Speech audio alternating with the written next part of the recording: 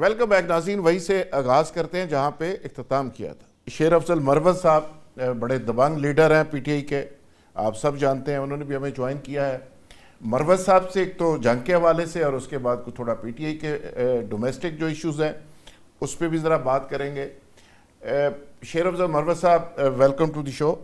مروت صاحب، یہ جو سچویشن ساری آپ دیکھ رہے ہیں ایران کی اور اسرائیل اور امریکہ کی جنگ، اس میں پاکستان کو بھی اللہ نے بڑی رسپیکٹ دی، عزت دی، بہت بڑے بڑے فیصلے پاکستان کے اندر ہو رہے ہیں، اور آج سارے لوگ، تینوں بڑی طاقتیں بڑی تمیز کے ساتھ پاکستان کے ساتھ پیش آ رہی ہیں۔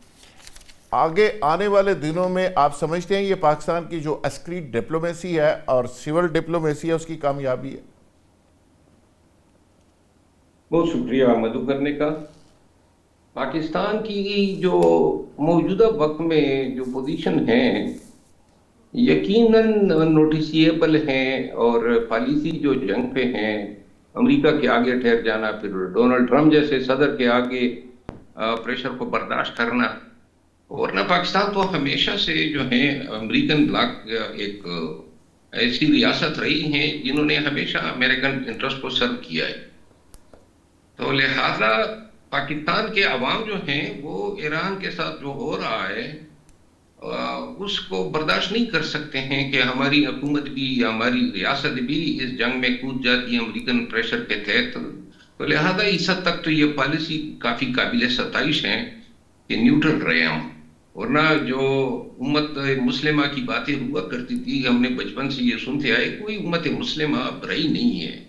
جتنے پیسے ٹرمپ کے دورے پہ محمد بن سلمان نے امریکہ میں انویسٹ کیے، مور دین 1 ٹریلین، اور پھر کویت نے اور یو اے ای نے انویسٹ کیے، اگر اتنی رقم مسلم دنیا میں انویسٹ کرتے، تقریباً 81 ملین مسلمان جو ہیں پاورٹی لیول سے نیچے جو ہیں وہ لائف گزار رہے ہیں۔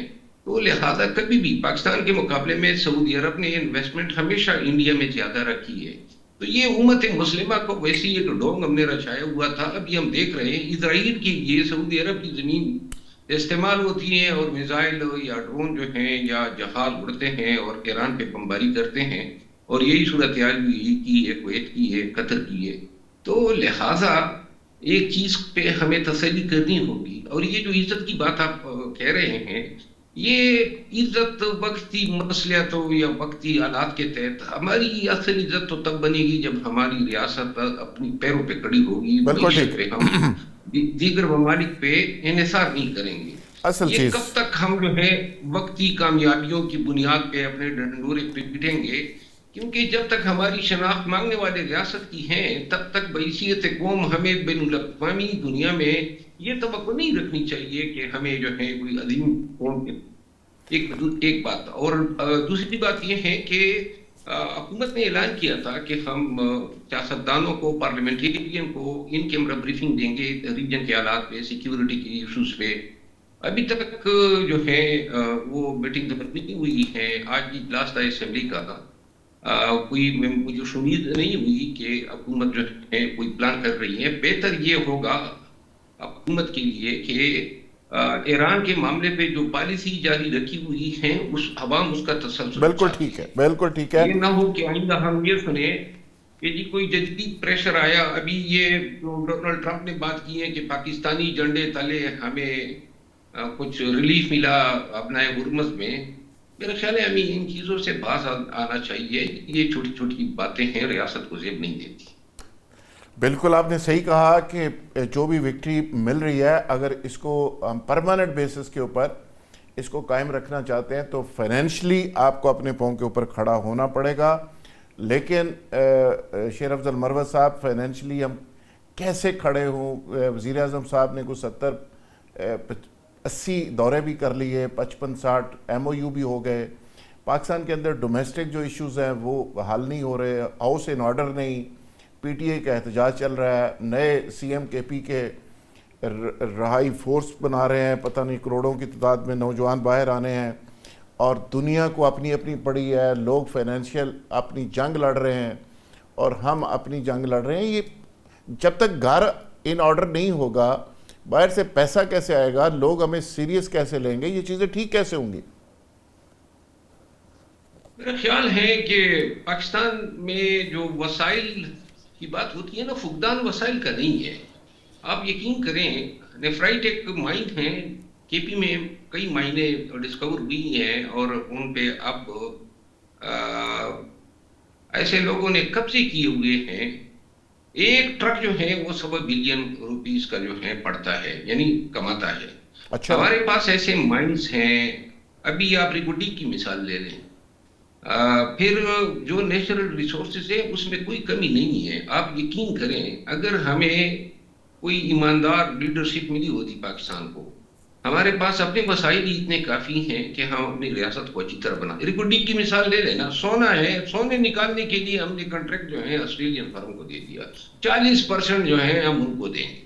یعنی یہ ہم اپنا سونا ہی نہیں نکال سکتے ہیں. پھر جتنی چوری چکاری ہمیشہ سے انسٹیٹیوشنلائز ہوئی ہے یہ کرپشن، اور کوئی کسی کے کانوں پہ جوں تک نہیں دیکھتی ہے. آپ در یہ حساب کر لیں، 5,000 ارب روپے سے زیادہ کرپشن مجھے یقین ہے کہ گزشتہ 13 سال میں صرف خیبر پختونخوا میں ہوئی ہے. اچھا. اور پھر یہ اسلام آباد میں ہم روزانہ دیکھتے ہیں. وہ جوڈیشیل کی مثال میں آپ کے سامنے رکھتا ہوں، یا کہ وہ جوڈیشیل میں کنٹریکٹس، اربوں روپے کے کنٹریکٹس، کوئی پرسان حال نہیں ہے. اگر ہم صرف اپنے مائنڈ کو سنبھال لیں، اس پہ کوئی اسکروٹنی رکھ لیں، اور صرف تانبے کی جو آپ کی آمدن ہے، لیکن پھر یہ پانی کا استعمال دیکھ لیں. یہاں پہ تو فیصلے جو ہیں وہ ریاست کے مفاد کے بجائے یا پرسنل. تو افراد کے مفاد میں ہوتے ہیں یا چند اداروں کے مفاد میں ہوتے بالکل ہیں. آپ نے صحیح تو کہا. لہٰذا جب آپ کی سوچ جو ہے وہ محدود ہو. مروت صاحب. پاکستان جو ہے اس کا اصل مسئلہ جو ہے وہ ایماندار قیادت کی کمی ہے. ایسے ہی. اور جہاں تک آپ نے خیبر پختونخوا کے وزیر اعلیٰ کی بات کی، خیبر پختونخوا کے وزیر اعلیٰ جو ہیں وہ تو حسب توقع بڑا اچھا جا رہے ہیں. انہوں نے تو جو یہ فورس بنائی، تو ابھی فورس تو بنی نہیں ہے. اس پہ تو کافی وقت لگے گا، مہینے لگیں گے. پھر گرمی آ جائے گی، اور گرمی کے بعد جو ہے پھر سردیاں آ جائیں گی. تو لہذا اس حوالے سے کوئی پریشان ہونے کی نہیں، بالکل ضرورت نہیں. تو مروت صاحب جو سی اے موجودہ ہیں وہ انتہائی آنیسٹ ہیں. 5 لاکھ روپے ٹوٹل ان کی ویلتھ تھی، اور اب تو میرا خیال ہے کے پی کے اندر کرپشن کا تو کم از کم مسئلہ حل ہو گیا ہوگا. اور دوسرا پرفارمنس کی بات ہے. علی مین گنڈا پور صاحب رہا نہیں ظاہر ہے کروا رہے تھے خان صاحب کو، اب یہ آگے ہیں تو یہ موبلائز کر کے رہا تو کروا ہی لیں گے. کیا خیال ہے آپ کا؟ دیکھیے، کرپشن کی تو اب ایسی انہوں نے انوویشنز کی ہے، یعنی یہ اچھا. کبھی ہم نے سنے ہی نہیں تھے. پاکستان تحریک انصاف کے اپنے پارلیمنٹیرین، چاہے صوبائی ہے یا مرکزی ہے، ان کو جو علی امین خان کے دور میں گزشتہ بجٹ میں جو ایلوکیشن ہوئی ہے، اس ایلوکیشن کو ابھی تک ریلیز ہو کے کاموں پہ لگ جانا چاہیے تھا، کیونکہ یہ ایکسپائر ہو جائیں گے بجٹ کی آمد لیپس ہو جائیں گے ظاہر ہے. آپ یقین کریں، وہاں صرف 20% ریلیز ہوئے ہیں، اور ابھی بھی جو ریلیزیں ہو رہی ہیں وہ کمیشن دے کے، اچھا. پارلیمنٹیرین کمیشن دے رہے ہیں. وزارتوں پہ جناب ابھی آپ کو شنوائی آپ نے سنا ہوگا کہ جی وزیر پیسوں پہ لگ رہے ہیں. یہ صرف یہ چند باتیں نہیں ہیں جو ہمیں علم ہے. اگر بتا دیں، انہوں نے اختراعات کر دیے کرپشن میں. یہ مائننگ سیکٹر کو انہوں نے تباہی سے دو چار کر دیا. Health sector, RTI کے نام پہ انہوں نے مروت صاحب پیسے کون لے رہا ہے؟ کون لے رہا ہے پیسے؟ چیف منسٹر تو ایماندار ہے، پیسے پھر کون پکڑ رہا ہے؟ دیکھیے، چیف منسٹر صاحب جو ہے اس کی ایمانداری جو ہے اس حوالے سے یہ تو سبجیکٹیو ہے، لیکن جو اس کے ناک تلے ہو رہا ہے وہ اتنا لائلم تو نہیں ہو سکتا ہے. اور آپ یقین کریں، نہ کہ صرف پالیٹیشین، بیوروکریسی نے بھی ایسے جھنڈے گاڑے ہوئے ہیں کہ پالیٹیشین شاید اگر 30% کر رہے تو 70% جو ہے وہ بیوروکریسی جو ہے کر رہی ہے. مروت صاحب بالکل. آپ کو میں بتا دیتا ہوں ایریاز جن میں ابھی کرپشن ہو رہی ہے، مائننگ کے علاوہ، ڈیولپمنٹل فنڈ کے علاوہ. یعنی آپ کسی ایم پی اے کو اگر 2 ارب روپے ریلیز ہونے ہیں تو وہ 2 ارب روپے جب تک پی این ڈی میں وہ کوئی کمیشن نہیں دے گا. خود میرے حلقے میں ایک ورلڈ بینک نے ایک پروجیکٹ کیا، کوئی 12 ارب روپے کے روڈز جو ہیں جو بارشوں سے نقصان ہوا تھا، اب وہ روڈ جو ہے ان اچھا کو شروع ہونا تھا کوئی 7-8 ماہ قبل، ابھی تک روڈ پہ کام اس لیے نہیں شروع ہو رہا ہے کہ پی ڈی جو ہے انہوں نے بالکل مقرر ٹھیک ہے کر دیا، وہ کہہ رہے ہیں ٹھیکیداروں کو مروت صاحب، کمیشن دے، ہمارے کام رکے ہوئے ہیں، مروت صاحب نہ کسی کو.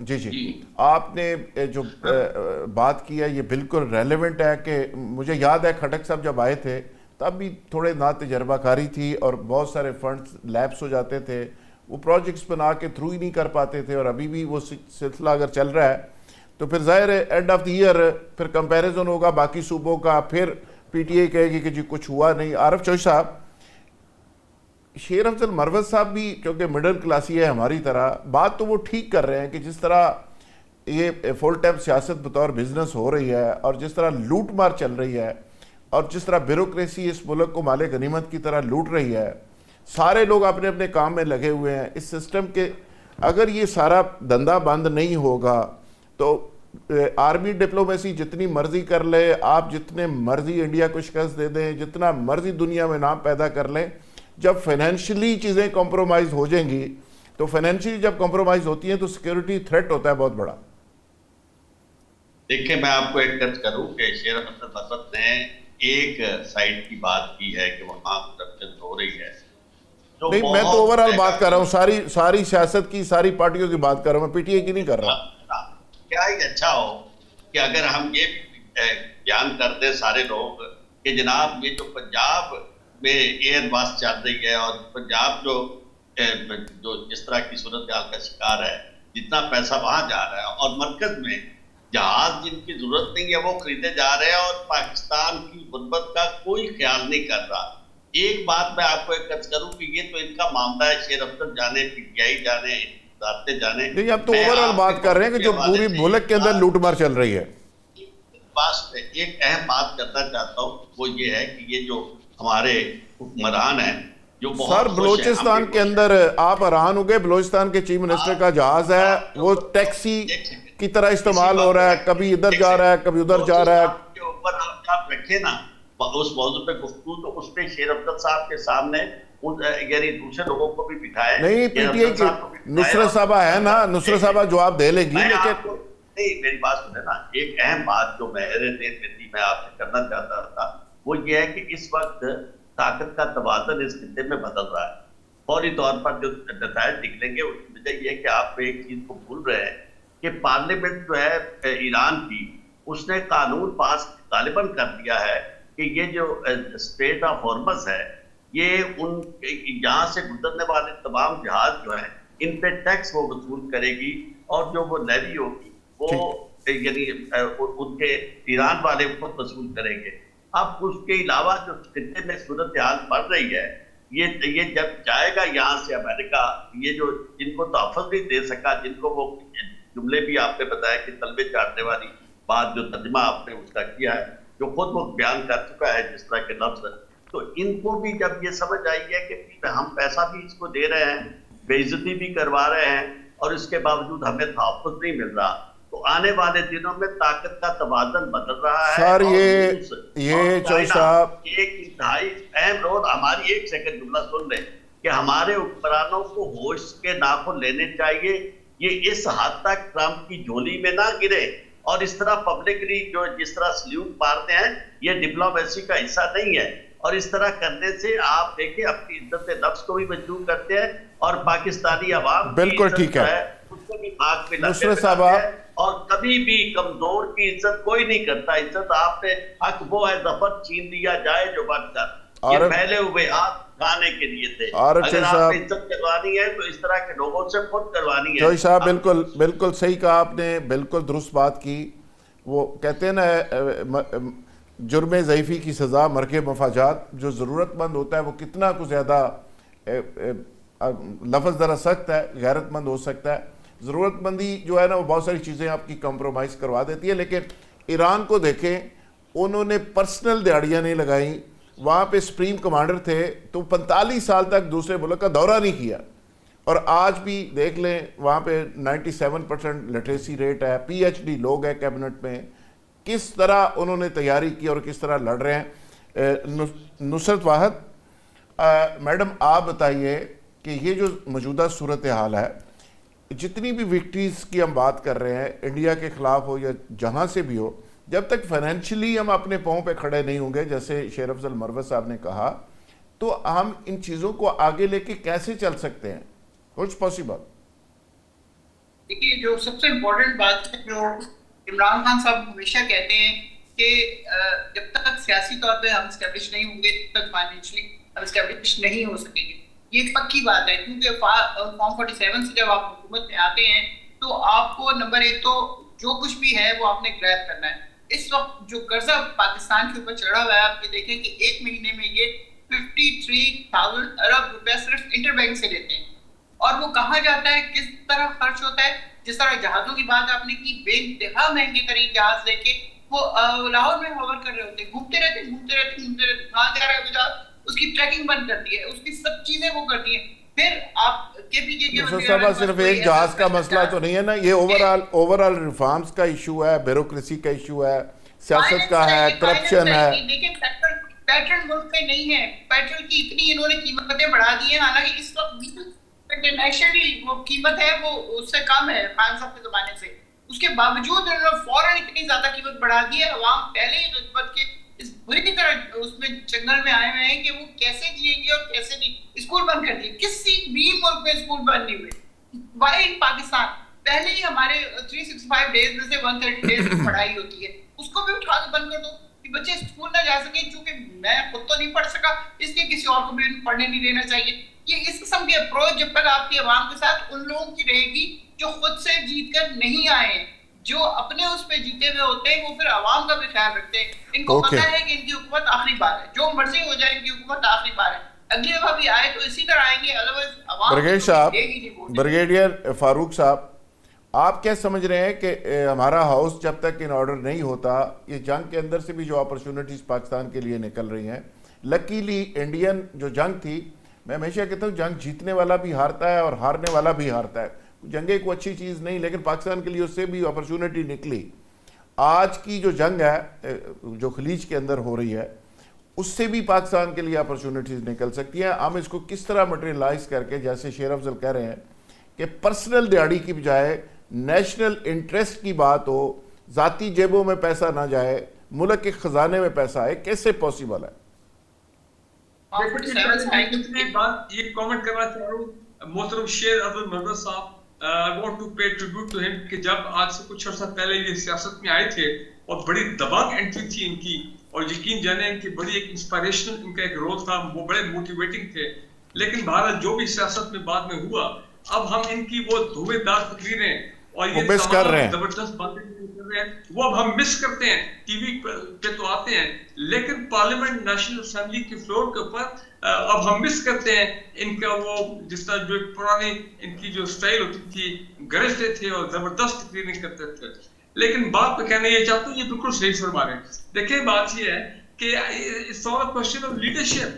اگر لیڈرشپ آپ کی سنسیئر ہوگی، اگر لیڈرشپ آپ کی جو ہے وہ پاکستان کے انٹرسٹ کا دیکھے گی، اور لیڈرشپ کے اندر جو لوگ ہیں وہ اپنے سیاسی پارٹی اپنے خاندان کی انٹرسٹ کو نہیں دیکھیں گی، تو بالکل ملک آگے چلے گا. اب اس جنگ سے ایک فائدہ ہم نے کیا اٹھانا چاہیے؟ پہلی بات یہ ہے کہ جو دبئی میں اربوں خربوں ڈالر پاکستان سے گئے تھے، یہاں سے آپ کہیں جنون پیسہ، لوٹ مار والا پیسہ، کرپشن والا پیسہ، منی لانڈرنگ، جو کچھ ہوتی رہی پچھلے دہائیوں میں، اب وہ لوگ پریشان ہیں. کیونکہ اب دبئی کو ریکور کرنے میں جب ہوگا تو تب دیکھی جائے گی. تو یہ موقع ہے بھائی، پاکستان میں ریئل اسٹیٹ کریش کی ہوئی 4 سال سے، جب بھی پی ایم ایل این کی گورنمنٹ آتی ہے یہ تو برگیڈی صاحب پھر چاہیے نا فوری طور پہ دیکھیں کراچی میں اس کا فائدہ اٹھائیں، برگیڈی صاحب انسینٹیوائز کریں ریئل اسٹیٹ انڈسٹری کو، تاکہ وہ پیسہ واپس آئے اور پاکستان میں لگے. پلس اور اس میں انویسٹر جو ہے انویسٹر فرینڈلی کرے، اوورسیز پاکستانی کے لیے ایک سب انسینٹیو کا اعلان کرے کہ وہ اپنے ڈالر بیچیں، اربوں ڈالر آئے اور وہ کہیں گے پاکستان از دا سیف ہیون، پاکستان سیف ہے انویسٹمنٹ کے لیے. تو یہ اس طرح کے بڑے جو ویژنری فیصلے ہیں یہ پاکستان کو اس قیادت کو کرنے پڑیں گے، کرنے چاہیے، ادروائز یہ موقع حاصل نہیں کر جائے گا.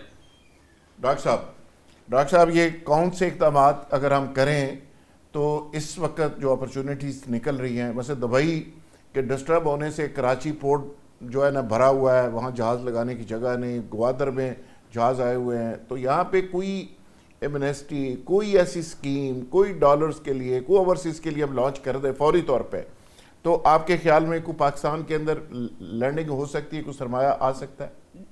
دیکھیں میں ایمنسٹی اسکیمز کے تو خلاف ہوں, وہ ہمیشہ کرپٹ لوگوں کو پروٹیکٹ کرتی ہے. سر بات یہ ہے جی کہ پیسہ تو پاکستان آنا چاہیے نا ہمارے بینکوں میں. پہلی بات تو یہ ہے کہ جو بات میں کئی دفعہ کہتا ہوں لوگوں کو بری لگتی ہے کہ ہم نے اتنے سالوں میں اس ملک کو ایسٹ انڈیا کمپنی کی طرح چلایا ہے, یہاں سے لوٹا ہے اور باہر لے کے گئے ہیں. ایسے ہی اب بہت ضروری ہے ٹرانسپیرنسی, بہت ضروری ہے اکاؤنٹیبلٹی, بہت ضروری ہے کہ یہاں کے بچوں کو ایک انٹرنیشنل لیول کی تعلیم دے دی جائے. کر دیں جن لوگوں نے لوٹ کے پیسہ باہر لے گئے, آج جوڑ کے خدا کے لیے اس ملک نے آپ کو بہت کچھ دیا ہے, نہیں آئے گا, اب ملک آپ سے کچھ مانگ رہا ہے, واپس لے آئیں. وہ واپس نہیں آئے گا. آپ جو ہے اس کو پروٹیکٹ کریں. ریفارمز کی جو بات کی ہے وہ بہت امپورٹنٹ ہے.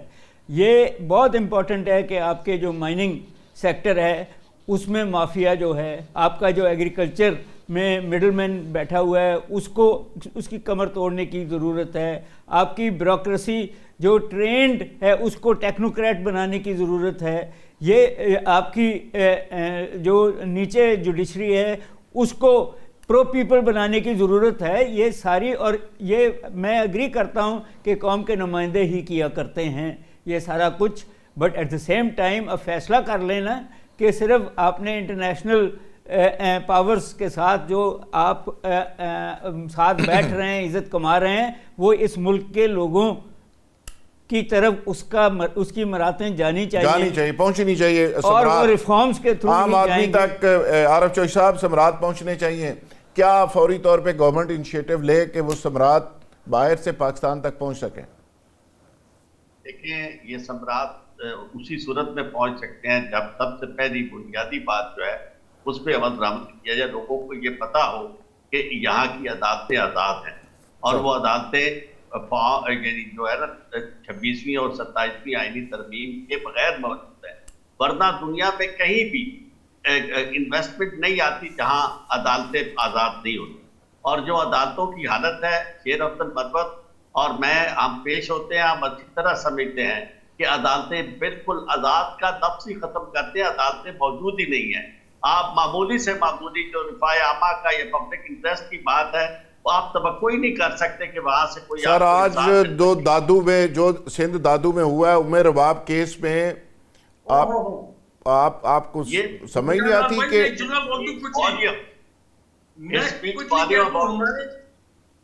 ہمارا جسٹس میں اس سے زیادہ اور بہت آپ کو نظر آ رہا ہے کہ کہیں بھی بڑا آدمی جو ہے اسے کوئی نہیں پکڑ سکتا. اور دوسرا یہ ہے کہ یہ جو فائنانشل ٹرانزیکشنز ہیں جس میں آپ دیکھیں نا, افتخار چودھری صاحب کو کسی نے آج تک نہیں پوچھا, جنہوں نے ریکوڈیک والا کیس کیا تھا فیصلہ.